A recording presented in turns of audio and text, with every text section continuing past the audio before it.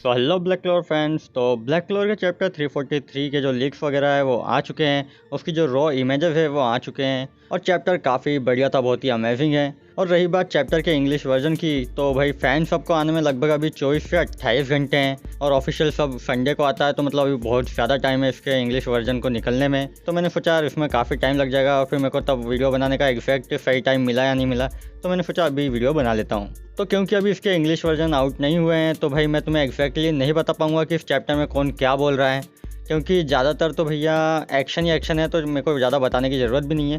लेकिन फिर भी कुछ कुछ जगहों पर टेक्स्ट वगैरह हैं और कुछ का ही ट्रांसलेशन मुझे मिल पाया है, जो अभी कुछ फैंस ने ट्रांसलेट किया है, जो कि मैं कह सकता हूँ कि 70 से 80% सही ही होता है। तो वो मुझे मिला है, तो मैं वो बता दूंगा कि क्या क्या ये थोड़ा बहुत बोल रहे हैं।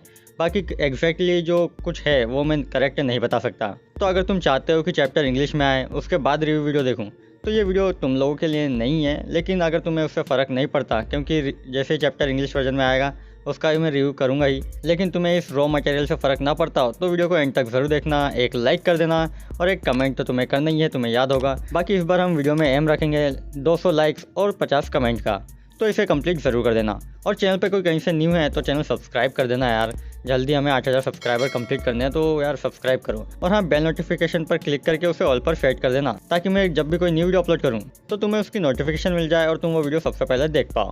बाकी अब चैप्टर की ओर बढ़ते हैं। तो चैप्टर की शुरुआत आफ्ता और इचिका के बैटल से होती है और चैप्टर में भाई 85% जो है वो एक्शन ही है, बाकी जो 15% है वो थोड़ी बातचीत है, वो भी एंड में। और चैप्टर की जो एंडिंग है भाई, वो मैंने बिल्कुल भी एक्सपेक्ट नहीं की थी।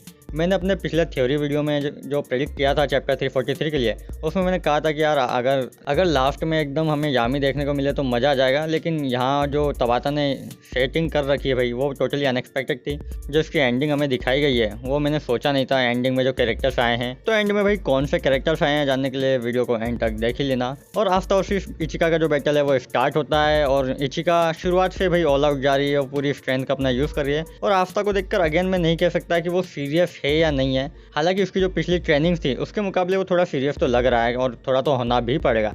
लेकिन मैं यहाँ कंफर्म नहीं कह सकता कि वो भाई अपनी पूरी फुल पावर का यूज़ कर रहा है, क्योंकि उसे देखकर मुझे लग नहीं रहा। एंड अगेन मैं इस चैप्टर को पढ़ने के बाद ये नहीं कह सकता कि आफ्ता भाई अपने ब्लैक फॉर्म का यहाँ यूज़ कर रहा है या फिर डेविल यूनियन का, क्योंकि ज़्यादा डिफरेंस है मेरे को ब्लैक फॉर्म से देखने को मिला नहीं है।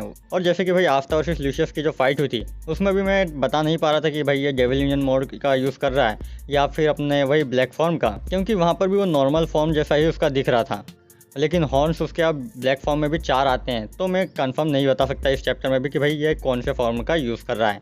लेकिन इतना तो कह सकता हूँ कि आफ्ता लगभग अपनी हाफ स्ट्रेंथ से ज़्यादा यहाँ यूज़ कर रहा है। तो आफ्ता और इचिका बैटल शुरू होता है और इचिका हावी पड़ रही होती है आफ्ता पर, और इचिका सबसे पहले किसी ग्रेविटी स्पेल का यूज़ करती है। मतलब जैसे हमने यामी का ब्लैक मून है, सेम टाइप की यहाँ पर स्पेल है, लेकिन यहाँ पर थोड़ी डिफरेंट है। इचिका अपनी इस स्पेल से किसी को भी अपनी तरफ खींच सकती है या फिर उनकी तरफ जा भी सकती है, जो कि काफ़ी इंप्रेसिव है। इचिका आफ्ता को अपनी ओर खींचती है और उस पर अटैक करती है, लेकिन आफ्ता किसी तरह अपने आप को डिफेंड करने में कामयाब हो जाता है।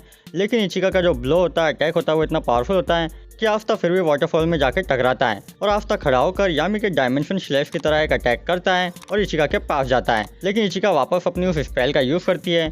तभी आफ्ता अपने डिमन डिस्ट्रॉयर स्वॉर्ड निकालता है और उस स्पेल को इरेज कर देता है और फिर इचिका के पास जाता है उस पर अटैक करने के लिए। दूसरी ओर इचिका की स्पेल इरेज हो चुकी है, इसलिए इचिका आफ्ता से दूर भाग रही होती है। लेकिन आफ्ता अपने ब्लैक फॉर्म की या डेविल यूनियन की फुल स्पीड का यूज़ करके इचिका के पास जाता है और अपनी स्वॉर्ड से अटैक करता है। लेकिन इचिका उस अटैक से बच जाती है और आफ्ता को एक किक देती है, जिससे कि आफ्ता ज़मीन पर गिरता है और इचिका भी ज़मीन पर आती है। और यहाँ पर देखने को मिलता है हमें ये वाला पैनल, क्या गजब का पैनल है। यहाँ पर इचिका एकदम मोस्ट पावरफुल वुमन लग रही है इस पूरी सीरीज़ की, और एकदम किजिन की तरह एक ओनी। तबाता ने ये पैनल जो ड्रॉ किया भाई बहुत ही गजब का है। और पूरी इस चैप्टर में जो फाइट सीक्वेंस है, वो उसकी जो कोरियोग्राफी इतनी गजब की है कि मैं क्या कहूँ भाई, बहुत ही मज़ा आ गया मुझे देख के। बाकी यहाँ पर इचिका कुछ कह भी रही होती है। अब मेरे को यहाँ पर इसका एक फ़ैन ट्रांसलेशन मिला है, जो कि मुझे लगता है कि काफ़ी हद तक एक्यूरेट है। यहाँ पर आफ्ता कह रहा होता है कि मैं अभी हारा नहीं हूँ, और इसके बाद जो इचिका है वो कह रही होती है काफ़ी गुस्से में कि तुम विसार्ड किंग बनना चाहते हो, वही पोजीशन जो इस कंट्री में शोगन की है। क्या बकवास है, तुम जैसा इंसान कुछ भी नहीं बन सकता, ये तुम्हारे बस का नहीं है, तुम्हारे पास कोई रिजॉल्व नहीं है, तुम कुछ भी नहीं बन सकते, ये तुम्हारे बस का नहीं है, तुमसे ना हो पाएगा मुन्ना। लेकिन आफ्ता तभी खड़ा होता है और इशिका उस पर अटैक करने के लिए आगे बढ़ती है। और यहाँ पर जो आफ्ता है वो भी अटैक करने के लिए रेडी रहता है और वो फिगर आउट कर लेता है कि उसकी वेटन टेक्निक क्या होने वाली है। और वो उसी का यूज़ करने वाला होता है। और यहाँ इचिका है वो भी अपनी फुल पावर से अटैक करने वाली होती है। और यहाँ जब दोनों की जो स्वॉर्ड है वो क्लैश होने वाली होती है, तभी वहाँ अचानक रिव आ जाता है और दोनों की तलवारों को अपने दोनों हाथों से रोक लेता है। अब मुझे भाई यहाँ ये समझ में नहीं आ रहा कि जिस बंदे के पास मैजिक पावर नहीं है, कोई उसका मैजिक नहीं है, तो वो बंदा भाई दो लोगों के इतने पावरफुल अटैक को कैसे रोक सकता है, और उसको कुछ चोट वगैरह भी नहीं आए। अरे भाई कम से कम दोनों में से एक की तलवार इसके थोड़े बहुत हाथ में तो घुस जाती, लेकिन यहाँ कुछ भी नहीं हुआ, इसने परफेक्टली दोनों के तलवारों को रोक लिया। और इससे मुझे समझ में नहीं आ रहा कि इस बंदे के पास सच में मैजिक पावर है भी या नहीं भी, क्योंकि मुझे तो ऐसा लग रहा है कि भाई ये बंदा भी हमारे विराट किंग की तरह दाव खेलने वाला है। खैर आफ्ता यहाँ पे अपनी जो वेटन टेक्निक है उसे फुल्ली अनलीश नहीं कर पाता, वो फेल हो जाता है, और क्योंकि रिव ने इंटरफेयर कर दिया, ये भी एक रीज़न हो सकता है। यहाँ पर जो इचिका है वो भी काफ़ी हड़बड़ा जाती है, अपने नॉर्मल फॉर्म में आती है और माफ़ी भी मांग रही होती है, लेकिन क्या कह रही है मुझे एग्जैक्ट नहीं पता, तो तुम्हें क्या ही बताऊँ। लेकिन जो भी है वो माफ़ी मांग रही है। और यहाँ पर जो आफ्ता है वो भी थोड़ी ब्लीड वगैरह कर रहा है, उसका जो खून निकल रहा है मुँह से। तो यहाँ पर रिव जो है वो थोड़ा बहुत कहता है कि भैया तुम्हारा खून वगैरह निकल रहा है और इचिका तुम्हें भी ऐसा करने की ज़रूरत नहीं थी। लेकिन जो वो एंड में कहता है वो ज़्यादा इंपॉर्टेंट है। रिव कहता है कि वो लोग आ चुके हैं यहाँ पर। अब वो लोग कौन हैं जो यहाँ पर लैंड ऑफ द सन में भी पहुँच चुके हैं, वो हमें पता चलता है नेक्स्ट पैनल में। तो नेक्स्ट पैनल में हमें देखने को मिलता है सीधा ये वाला सीन, जहाँ पर हमें देखने को मिल रही है सिस्टर लिली और उसके पीछे हैं दो बंदे जो कि पैलाडिन्स नहीं है, क्योंकि लुसियस ने सिस्टर लिली को एक पैलाडिन बनाया था तो उसके हॉर्न्स आए थे, लेकिन इन दोनों के पास बस विंग्स हैं और वो एंजेलिक हॉलो है, लेकिन जो हॉर्न्स है वो नहीं है। यानी कि इनके सोल्स को लुसियस ने प्यूरिफाई किया है और उन्हें किसी तरीके शायद मैजिक भी दिया होगा अलग से, लेकिन इन्हें डेविल्स की पावर नहीं दी गई होगी, मुझे तो ऐसा ही लग रहा है। बाकी देखते हैं क्या होता है। हालांकि ये जो दोनों बंदे हैं वो थोड़े पहचाने हुए तुम्हें लग रहे हैं।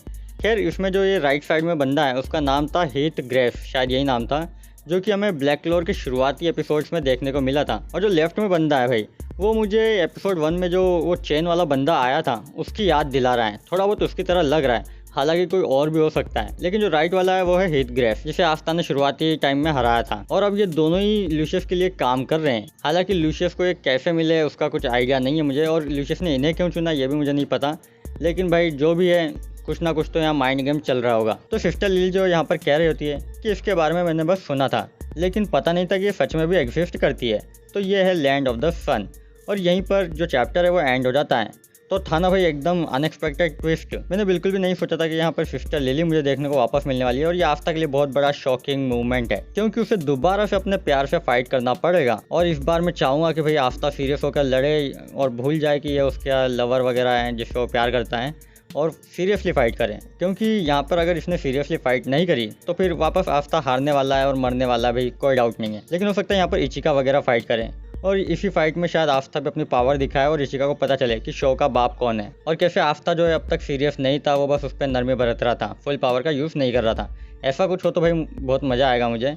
लेकिन देखते हैं तवाता ने क्या सोच रखा है। बाकी चैप्टर यहीं एंड होता है। तो तुम लोगों के क्या थॉट्स हैं इस चैप्टर को लेकर मुझे कमेंट में जरूर बताना। वीडियो अच्छा लगा हो तो लाइक कर देना, शेयर कर देना, चैनल पर कोई भी नहीं हो तो सब्सक्राइब कर देना, और इंस्टाग्राम का यूज़ करते हो तो मुझे फॉलो कर लेना, लिंक तुम्हें डिस्क्रिप्शन में मिल जाएगी। सो दैट बीइंग सेड भाई, आज की वीडियो के लिए इतना ही। जल्दी मिलते हैं न्यू वीडियो में न्यू टॉपिक के साथ, तब तक के लिए सायोनारा।